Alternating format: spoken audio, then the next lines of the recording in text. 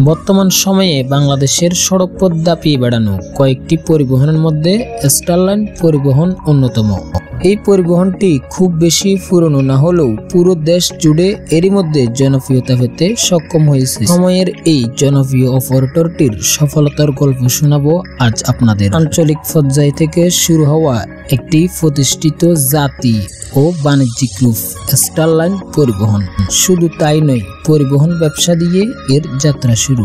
90 দশকের শেষের দিকে সাবেক মন্ত্রী জাফর ইমাম ও তাজুল ইসলাম সহ প্রতিষ্ঠানটির আরেক পরিচালক হাজী আলাউদ্দিন স্টারলাইন পরিবহন নাম দিয়ে ব্যবসা শুরু করেন। ঢাকা চট্টগ্রাম রুটে 1994 সালে 4টি বাস দিয়ে শুরু হয় সেই ব্যবসা। শুরুতে তারা ক্ষতির সম্মুখীন হলে 1997 সালে এটি বন্ধ করে দেওয়ার সিদ্ধান্ত নেন।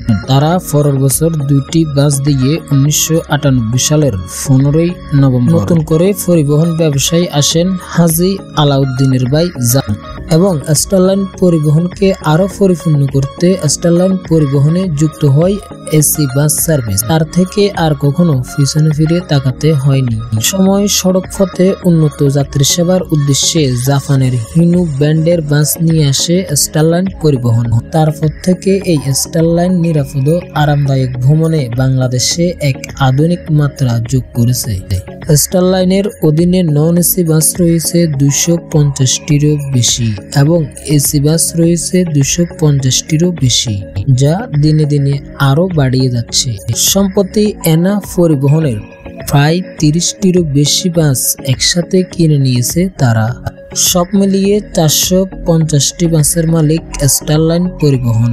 বর্তমান সময়ে স্টারলাইন পরিবহন যে সকল রুটে চলাচল করছে: চট্টগ্রাম ফেনী কক্সবাজার, ঢাকা চট্টগ্রাম কক্সবাজার। স্টারলাইন পরিবহনের ভাড়াও যাত্রীদের নাগালের মধ্যেই বলা যায়, যার কারণে যে কেউ স্বল্প খরচে বিভিন্ন স্থানে যেতে স্টারলাইন পরিবহনটি বেছে নেয়। সুপ্রিয় দর্শক, আপনি কি কখনো স্টারলাইন পরিবহনে ভ্রমণ করেছেন? কেমন ছিল আপনার সেই ভ্রমণের অভিজ্ঞতা? কমেন্ট করে এক্ষুনি জানিয়ে দিন। স্টারলাইন পরিবহন যদি আপনার কাছে ভালো লাগে অবশ্যই একটি লাইক দিন।